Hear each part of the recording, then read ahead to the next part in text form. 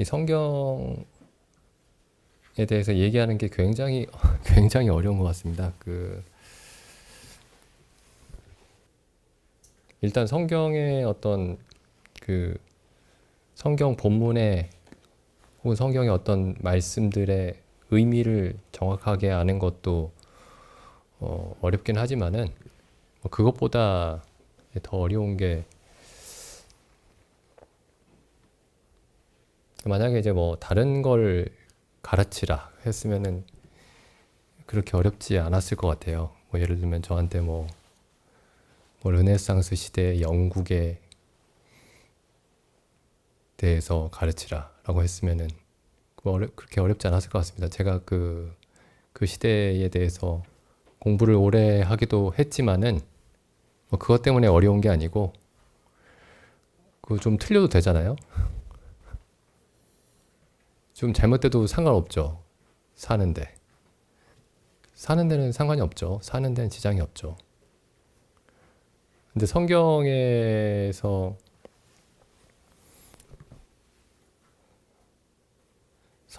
대해서 잘못 얘기하면은 이게 사실 굉장히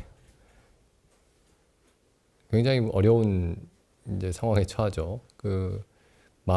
가르치는 사람도 굉장한 문제가 되고 그 말을 듣고 있는 사람들도 문제가 됩니다. 제가 이제 처음에 이제 성경을 알기 시작했을 때 그때도 아주 부분적이고 심히 부분적인 어떤 부분을 이제 듣고 부분적이라는 얘기는 결국에는 이제 전체적으로 보면은 왜곡된 부분도 많았다는 뜻이에요. 어쨌거나 심하게 왜곡되고 그런 부분적인 그런 복음을 듣고 근데 그때는 이제 그런지는 잘 몰랐습니다. 그 당시에는 금방 시간이 조금 흐르니까 이게 뭔가 굉장히 지극히 일부분을 가지고서 다 가지고 있는 것처럼 얘기를 하고 있구나라는 생각을 이제 시간이 좀 흐르면서 하게 됐는데 어쨌든 이제 그 전에는 제가 이제 무슨 생각을 했냐면 처음에 제가 이제 뭐 아무것도 모르고 어렸을 때 목사가 되겠다 이렇게 생각을 했어요. 목사가 되겠다. 근데 딱 대학을 들어가니까 안 하고 싶은 거예요. 본능적으로 아는 거죠. 그게 좋은 직업이 아니라는 걸.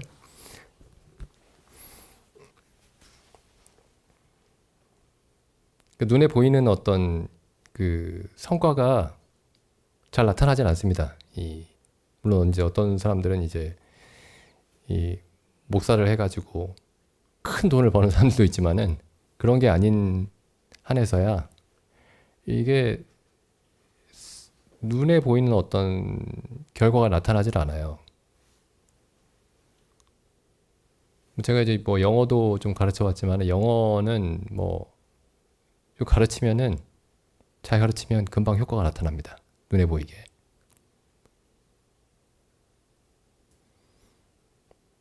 근데 성경은 그렇게 효과도 나타나지 않고 또 예전에 이제 뭐 성명쌤이랑 같이 갔지만은 제 그리스에서 이제 한참 동안을 복음을 얘기했더니 마지막에 어떤 그리스에 있는 사람이 다 듣다가 한참 이렇게 집중해서 듣다가 맨 마지막에 하는 얘기가 주일학교 때부터 다 들었던 얘기다. 그게 주일학교 때부터 들었던 얘기인데 내가 주일학교 때부터 들었던 얘기의 의미를 몰랐군요. 이렇게 반응한 게 아니고 나중에 다 듣고 나서 생각해보니까 그거 다 아는 얘기인데 이렇게 나오는 거예요. 그러니까 이 일에 대해서 뭔가 쉽게 이 일이 뭔가 표시가 나는 일도 아니고 이제 그런 걸 제가 이제 좀 본능적으로 알았던 것 같습니다. 또 대학교 1학년 때 보면 이제 제가 또 주변에 보니까 뭐 어떤 대형 교회, 뭐 여의도 수목원교회 뭐 이런 그 조용기 목사님 같은 분은 이제 그 엄청나게 이제 뭐 재산도 모으고 예? 신문사도 가지고 있고 뭐 그런 사람들이 있지만 제가 이제 주변에서 봤던 그 교회 목사님들은 다 이렇게 작고 작은 교회에 막 그러고 보니까 또 보니까는 저런 얘기를 하는 거를 또 업으로 삼았을까라는 생각도 들고요. 제가 이제 그 목사님들의 설교를 들어보면은 그래서 나는 저건 하고 싶지 않다 그런 생각을 이제 했던 것 같아요. 근데 이제 대학에 들어갈 때 생각할 때는 이제 대학을 졸업하고 그 신학교를 가려고 했습니다. 그게 이제 대학 1학년 지나고 2학년 때쯤에 내가 그리스도인이 아닌지도 모른다는 생각을 하게 됐어요. 그리스도인이 아니었던 거죠. 나중에 보니까. 그리고 이제 예수님이 그 나의 죄를 대신해서 죽으셨다라는 그 말의 의미를 이제 여름에 알게 됐습니다. 그 해 여름에. 그리고 이제 어떤 교회에 들어갔어요. 근데 그 교회에 그 말씀 가르치는 분이 있었습니다. 그래서 제가 이제 했던 생각이, 이야, 목사 안 해도 되는구나. 속으로 굉장히 좋았습니다. 내 목사 안 해도 되는구나. 일단 내가 목사가 되겠다는 생각은 내가 그리스도인이 되기 전에 했던 생각이니까 이거 뭔지도 모르고 자격도 안 되는 사람이 했던 생각이니까 무효다. 일단 그런 생각을 했고, 또 하나는 야, 저분이 그러니까 이제 그때 당시에 그 말씀 가르치던 분, 야, 저분이 이제 성경을 가르치면 난 옆에서 이제 저분만 도우면 되겠다. 나는 그냥 일반적인 직업을 갖고 그냥 저분만 따라다니고 이제 그렇게 생각을 했어요. 근데 나중에 보니까 이제 그분이 좀 심각하게 제한적인, 성경에 대해서 굉장히 제한적인 어떤 그런 관점을 가지고 있었습니다. 나중에 이제 시간이 흐르면서 보게 된 게.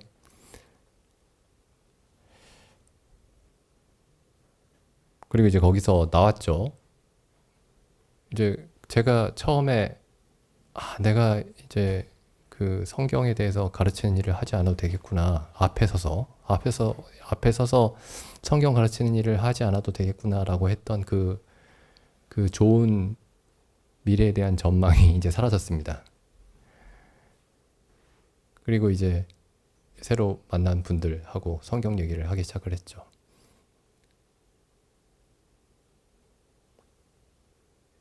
사실 이제 지금도 이제 이 성경 얘기를 하는 게 굉장히 어렵습니다. 근데 근데 그 이유가 이제 조금 달라진 것 같아요. 제가 뭔가 그래도 그 마음의 부담을 갖지 않고 성경에 대해서 얘기할 수 있는 부분은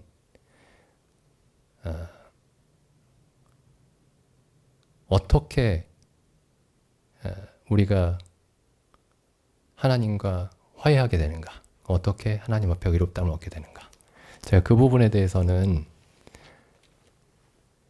정말 즐겁고 기쁘게 이렇게 얘기할 수가 있는데, 어떻게 값없이 의롭다움을 얻는가,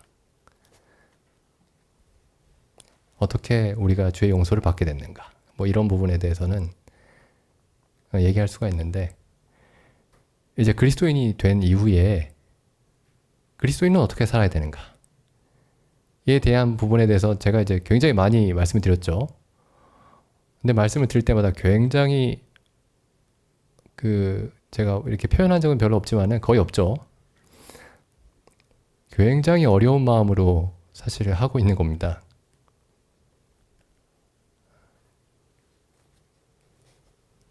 그러니까 어떻게 살 것인가에 대해서 성경에서 도저히 알 수가 없어서 그런 게 아니고, 제가 설명을 드릴 수 있는데 이걸 과연 누가 얘기할 수 있는가, 이제 그런 생각이 항상 이제 드는 거죠. 그리고 이제 특히 여기 기도에 관한 말씀을 보면은 이제 제가 이 기도에 관한 말씀 때문에 이 이야기를 시작을 했는데,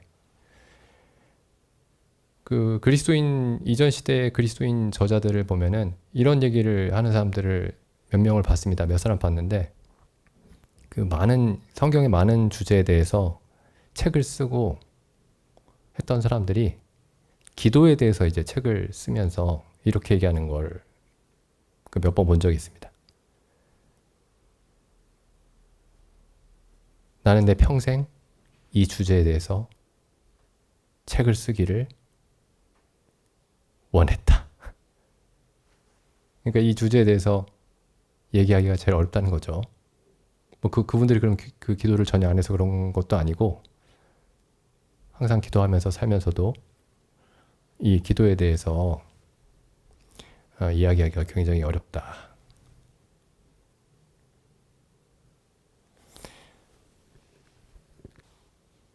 그래서 지난번에도 말씀드렸지만 이제 제자들이 예수님에게 다른 어떤 것들에 대해서 가르쳐 달라고 구하지 않았고, 우리에게도 기도를 가르쳐 주십시오. 그러니까 뭔가를 가르쳐 달라고 할 때 제자들이 뭔가를 가르쳐 달라고 했던 유일한 주제가 우리에게도 기도를 가르쳐 주옵소서, 이렇게 예수님께 구했던 겁니다. 그러니까 이 기도라는 게 이제 굉장히 중요한 주제인 거죠. 요한복음도 보시면은 요한복음에서도 예수님이 그 고별강론, 그 요한복음 13장에서 17장에 있는 그 고별강론에서도 결국에 마지막에 그 기도에 관해서 가르치십니다. 기도에 관해서. 지난번 읽었었죠. 내 안에 거하라고 말씀하시고, 그러니까 이 처음에 서로 바르시기라고 말씀하시고, 그 다음에 내 안에 거하라고 말씀하시고, 그 다음에 결국에는 너희가 내 안에 거하고 내 말이 너희 안에 거하면 무엇이든지 원하는 대로 구하라. 그리하면 이루리라. 이렇게 기도에 대해서 말씀하셨죠. 기도에 관한 가르침이 사실상 가장 마지막에 있는 겁니다. 주님이 이 땅에서도 계속 기도하셨지만은 부활하셔서도 기도하고 계시죠. 아버지 우편에서 간구하고 계시죠. 성령께서도 우리 안에서 간구하고 계시죠. 로마서 8장에 나오죠. 이 이제 기도에 관한 그 책들이 있습니다. 제가 무슨 얘기만 하면 책 얘기하는데, 뭐 제가 책 읽는 걸 좋아해서 그런 게 아니고, 뭐 여기 있는 책들을, 이 서가에 있는 책들을 한번 쭉 읽어보시기 바랍니다. 이 기도에 관해서. 그 제일 유명한 책이 저 E.M. 바운즈라는 분이 쓴 책이에요. 그 수많은 그리스도인들이 읽었던 책입니다. 19세기, 20세기에. 이 기도가 이제 굉장히 중요한 게, 기도가 보이지 않는 거죠. 보이지 않습니다. 사람들에게 보이지 않아요. 물론 우리가 금요일날 모여서 기도하고, 그러니까 우리가 지금 여기서 말하는 기도, 이 기도는 지금 금요일날 우리가 하는 기도입니다. 그 주일 아침에 하는 그 기도는 기도가 아니고, 그것도 기도긴 하지만은 찬송과 경배예요. 찬양과 경배입니다. 예배. 하나님이 우리에게 이루어 주신 일을 찬송하고, 그 일을 행하신 하나님의 영광을 찬송하고 찬송하는 것입니다. 근데 지금 우리가 마태복음 26장에서 지금 예수님의 기도는 간구입니다. 간구. 찬송과 예배와 경배가 아니고 간구입니다. 간구. 이 기도는 보이는 일이 아닙니다. 우리가 모여서 서로 뭐 봉사하고, 그리고 전도하고, 아니면은 다 모였을 때 성경에 대해서 얘기하고, 이런 것들은 눈에 보이는 것들이죠. 근데 이 기도는 간구는 눈에 보이지 않습니다. 그러니까 이건 티가 안 나는 거예요. 근데 이제 사도들도 제자들도 예수님께 이 기도를 가르쳐 달라고 했던 거죠. 이 기도를 가르쳐 달라고 했던 겁니다. 여기 사도행전에 보시면은 이제 사람들이 그 예루살렘 교회 그 성도들이 막 늘어나죠. 늘어나면서 이제 원래는 12사도가 이제 그 집사의 일도 같이 했습니다. 그러니까 말씀도 가르치고 그 다음에 가난한 성도들의 어떤 어려움도 돌아보고 하는 일을 두 가지를 병행을 했는데 그러다 보니 사람들이 너무 많아지다 보니까 그 구제에 빠지는 사람들이 생겨났어요. 구제에. 그래서 사도행전 6장에 보면 이제 그런 일이 기록이 되어 있는데 6장에 보면은 그때 제자가 더 많아졌는데 헬라파 유대인들이 자기의 과부들이 그 매일 구제에 빠짐으로 그러니까 헬라파 유대인들이 있었고 히브리파 유대인들이 있었습니다. 그러니까 히브리파 유대인들은 본래 그 이스라엘 땅에 살던 유대인들이고 헬라파 유대인들은 이스라엘에 살지 않고 그 주변 나라들에 흩어져 살던 유대인들입니다. 근데 오순절에 다 예루살렘으로 모여든 거예요. 오순절에. 그리고 거기에 예루살렘에 아예 이주를 한 겁니다. 오순절 이후로. 자기들이 본래 있던 그 나라로 돌아가지 않고 오순절이 끝나고 그 본인들이 오랫동안 살던 터전을 버리고 예루살렘으로 옮겨온 사람들입니다. 그러니까 이제 구제해야 되는 사람들이 굉장히 많았던 거예요. 근데 이제 그 헬라파 유대인들이 자꾸만 빠지게 됐습니다. 그 구제 대상에서. 어쩌다 보니까 그 12사도가 편파적으로 했던 것이 아니고 사람들이 너무 많다 보니까 빠지는 사람들이 생겼는데 하필이면 그 사람들이 헬라파 유대인들이 있었던 거예요. 많았던 거예요. 그래서 이제 2절에 보면은 12사도가 모든 제자를 불러 이르되 우리가 하나님의 말씀을 제쳐놓고 공궤를 일삼는 것이 그러니까 공궤라는 게 이제 그러니까 그 가난한 사람들을 돌보는 거죠. 돌보는 일을 일삼는 것이 마땅치 아니하니 형제들아 너희 가운데 성령과 지혜가 충만하여 칭찬 듣는 사람 7을 택하라. 우리가 이 일을 저희에게 맡기고 이게 집사죠. 우리는 기도하는 것과 말씀 전하는 것을 전무하리라. 그 일에만 전담하겠다. 그 일들만 전담하겠다. 이렇게 얘기를 한 겁니다. 근데 여기 보시면 이렇게 돼 있죠. 우리는 말씀 전하는 것과 기도하는 것을 전무하리라. 이렇게 돼 있지 않고 기도하는 것과 말씀 전하는 것을 전무하리라. 이렇게 돼 있죠. 기도하는 것이 먼저 있습니다. 말씀 전하는 것은 나중에 있죠.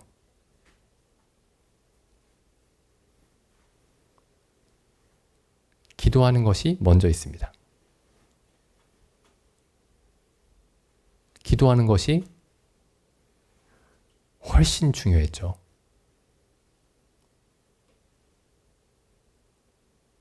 기도하는 것과 말씀 전하는 것을 전무하리라.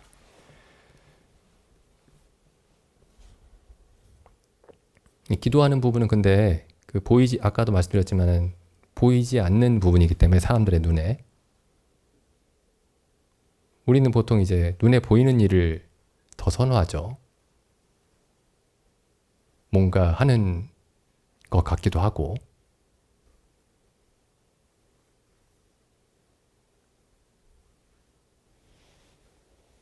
그래서 이제 우리가 이 기도하는 것에 대해서 물론 이제 이 마태복음 26장인가요? 지나가면은 또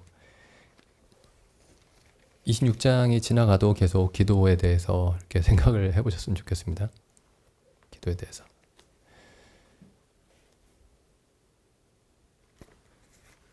디모데 전서에 보시면은 이제 사도 바울이 디모데에게 기도를 명령을 합니다. 그 2장 1절에 보시면, 디모데전서 2장 1절에 보시면, 그러므로 내가 첫째로 권하노니 모든 사람을 위하여 간구와 기도와 도고와 감사를 하되, 모든 사람을 위해서 하되. 너무 범위가 크죠? 모든 사람을 위해서. 그러니까 지금 네가 머물고 있는 그 교회의 모든 사람을 위해서 기도하라. 뭐 그런 말씀이 아니고, 보시면은요, 밑에 보시면 2절, 임금들과 높은 지위에 있는 모든 사람을 위하여 하라. 왕들과, 그러니까 정치 지도자들과 그 고위 공무원들과 얘들 모든 사람을 위해서 하라. 이 사람들 위해서 기도하라는 게 무슨 뜻이죠? 거듭나기 위해서, 이 사람들이 거듭나기 위해서 기도하는 건 아닙니다. 그 목적이 뭐냐면은, 이는 우리가 모든 경건과 단정한 중에 고요하고 평안한 생활을 하려 함이니라. 그 그리스도인들의 어떤 평안한 삶이 그 사람들이 속해 있는 곳에 그 지도자들, 행정가들에 달려 있습니다. 그러니까 우리가 속해 있는 곳에 높은 지위에 있는 사람들을 위해서 기도하라고 말씀하신 거죠. 근데 여기 위에 보시면은 2장 1절에 간구와 기도와 도고와 감사, 이런 표현이죠. 간구와 기도와 도고와 감사. 이게 각각 뭘 의미할까요? 간구와 기도와, 간구하고 기도는 다른가요? 간구와 기도와 도고는 뭐죠? 도고란 말 우리 잘 안 쓰죠. 도고 이게 뭐 한자로 어떻게 되는지 모르겠네요. 간구는 간절히 구한다, 이런 뜻일 겁니다. 간절히 구한다. 기도는 간절히 안 해도 되나 보죠? 간구와 기도. 성경에서 이렇게 반복적으로 쓰는 똑같은 말인데 반복하는 경우가 많아요. 간구와 기도. 도고는 특별히 다른 사람을 위한 기도입니다. 그 간구와 기도는 그러면 자기를 위한 기도냐? 그런 의미는 아닌데, 도고는 특히 다른 사람들을 대신해서 하는 기도입니다. 다른 사람들을 위한 기도입니다. 간구는 본인을 위한 것이기도 해요. 본인과 본인의 가정과. 감사는 모든 기도에 감사로 깨어 있으라, 그런 말씀이 있죠. 골로새서에 있죠. 골로새서 4장 2절에 보시면, 기도를 항상 힘쓰고 기도에 감사함으로 깨어 있으라.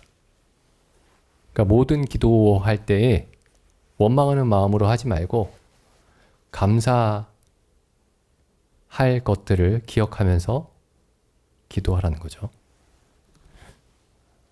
근데 여기 보면 여기 골로새 4장 2절에 보면 기도를 항상 힘쓰라, 이렇게 되어 있습니다. 힘쓰라. 그래서 제가 이게 본래 무슨 뜻일까 그 본래 무슨 뜻인가? 이게 원래 원어로는 무슨 의미인가 찾아보니까 그 원어에 힘쓴다 라는 말이 그대로 있습니다. 이걸 그대로 옮겨 놓은 거예요. 원어를. 힘쓴다.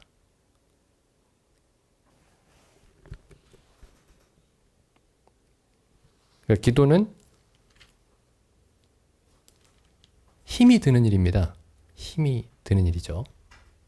근데 여기 간구라는 말을 제가 또 찾아봤습니다. 간구. 우리말에도 간구가 간절하다, 간절할 간자죠.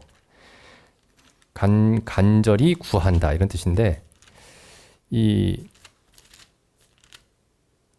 제가 이걸 찾아보니까 이 원래 그 무슨 의미가 있냐면은 묶는다 이런 뜻이 있습니다. 묶는다. 그 체포한다는 뜻이죠. 그러니까 밧줄로 묶는다. 사람을 잡아다가 밧줄로 묶는다. 이게 이 간구한다라는 말의 그 어원입니다. 근본적인 의미가 묶는다 이런 뜻이에요. 간구한다라는 말은 그럼 무슨 뜻이 될까요?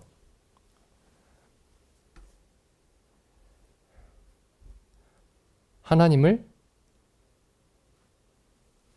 묶는다 이런 뜻이 되죠. 하나님을 묶는 거예요. 하나님을 꼼짝 못하게 묶는다 이런 뜻입니다. 아주 어찌 보면 굉장히 불경한 뜻이죠.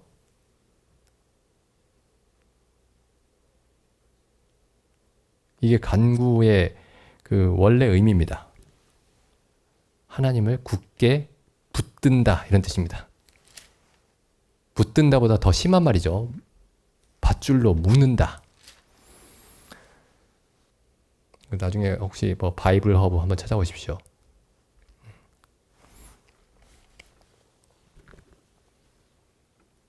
근데 여기 생각해 보면은 이 성경에서 그 하나님께 기도했던 인물 중에 거의 문자 그대로 하나님을 잡아 묶은 사람이 있죠. 혹시 기억나시나요?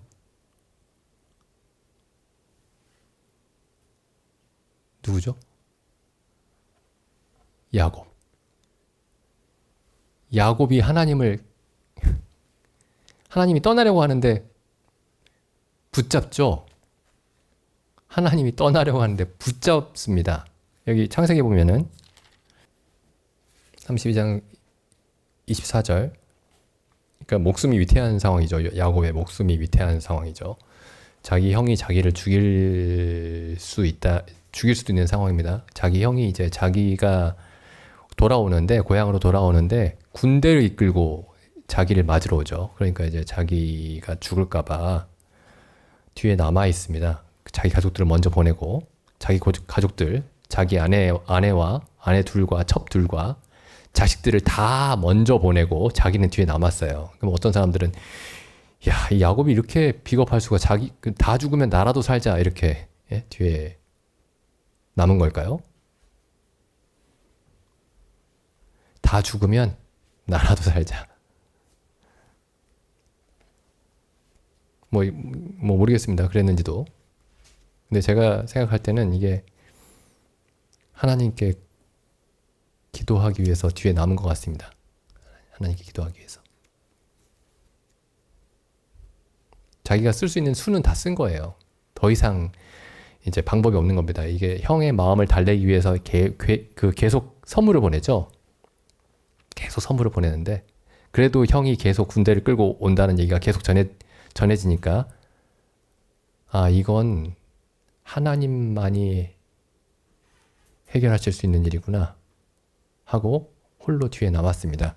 그래서 이 32장 24절에 보시면 야곱은 홀로 남았다. 하나님과 단 둘이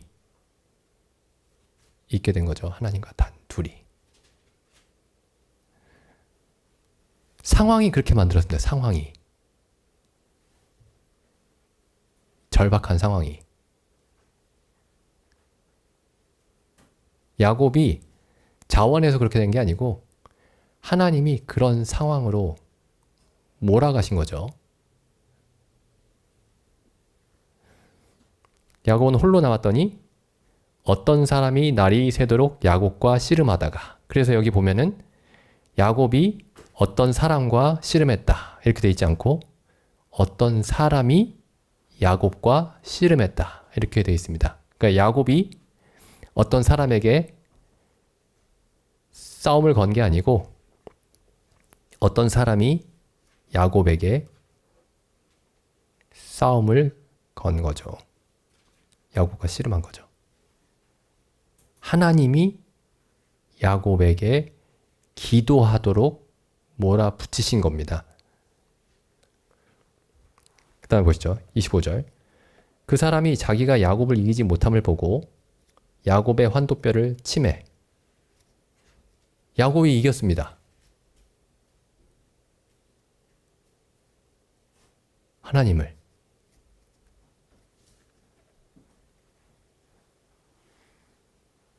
이상한 일이죠. 26절. 그 사람이 가로되 날이 새려하니 나로 가게 하라. 야곱이 가로되 당신이 내게 축복하지 아니하면 보낼 수 없습니다. 이렇게 얘기하죠. 어떻게 사람이 이렇게 얘기하죠? 하나님께?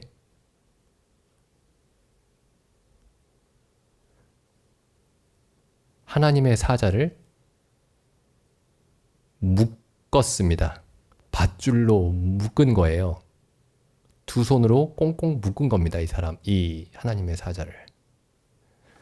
그래서 하나님께서 나에게 은혜를 내리실 때까지 결코 당신을 놓지 않겠습니다. 이게 간구입니다. 간구.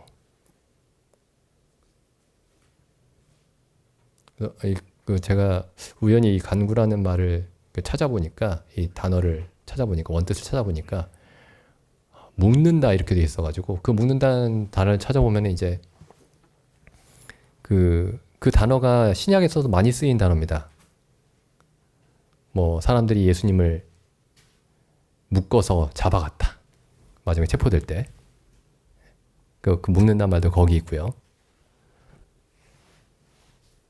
예수님이 또 그 비유하신 것 중에 강한 자가 약한 자를 묶고 그 집을 빼앗는다. 뭐 그런 말씀도 있죠. 여기 예수님의 마지막 기도가 이런 기도였습니다. 여기는 간구라고 되어 있지는 않죠. 마태복음 읽어보면은 마태복음 26장에 보시면 26장 39절에 조금 나아가사 얼굴을 땅에 대시고 엎드려 간구하여 가라사대 이렇게 되어 있지 않고 기도하여 이렇게 되어 있죠. 그러니까 이건 간구는 아닌가 보다 이럴 수 있는데 간구입니다. 이게 기도가 간구를 포함하는 거죠. 간구가 기도에 포함이 되는 거죠. 여기 묘사를 보시면은 딱 여기에만 이렇게 되어 있습니다. 예수님의 그 기도하시는 장면 중에 성경이 사복음서가 묘사하고 있는 예수님의 기도 모습 속에 얼굴을 땅에 대시고는 딱 이 겟세마네 동산에서 기도에만 이런 묘사가 있습니다. 이게 어떤 기도인가 이 예수님의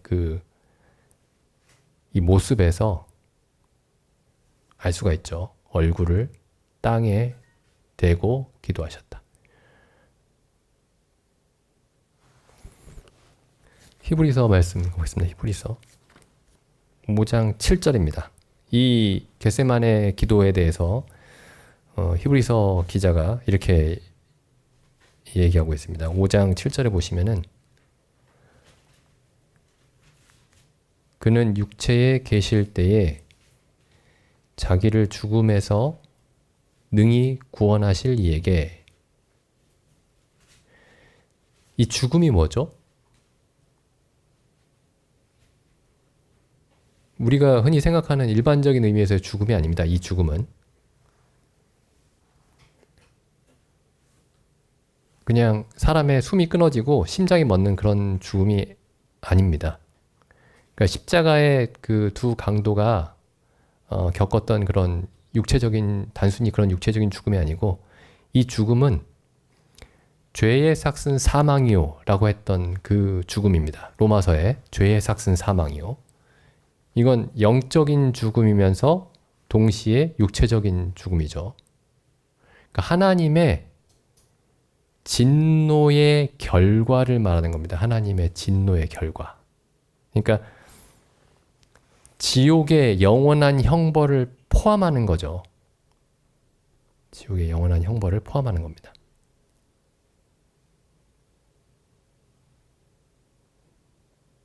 그는 육체에 계실 때 자기를 죽음에서, 하나님의 영원한 진노에서, 죽음의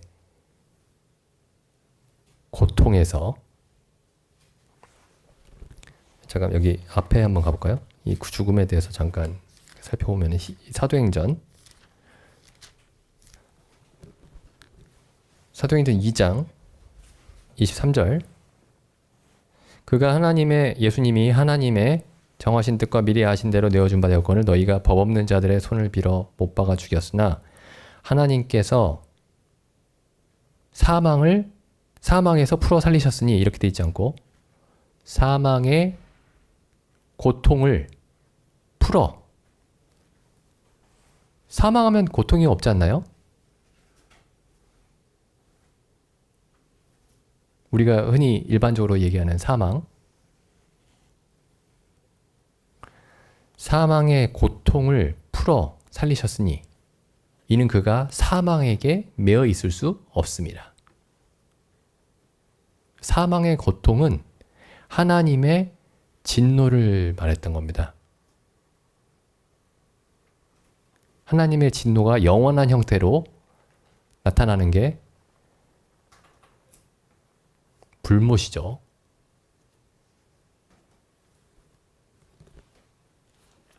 그러니까 예수님이 두려웠던 것이 육체적인 고통이 아니었습니다. 단순히 육체적인 고통이 아니었고, 여기서 말하는 사망의 고통을 두려워했던 겁니다. 하나님의, 전능하신 하나님의, 거룩하신 하나님의 진노를 두려워했던 겁니다.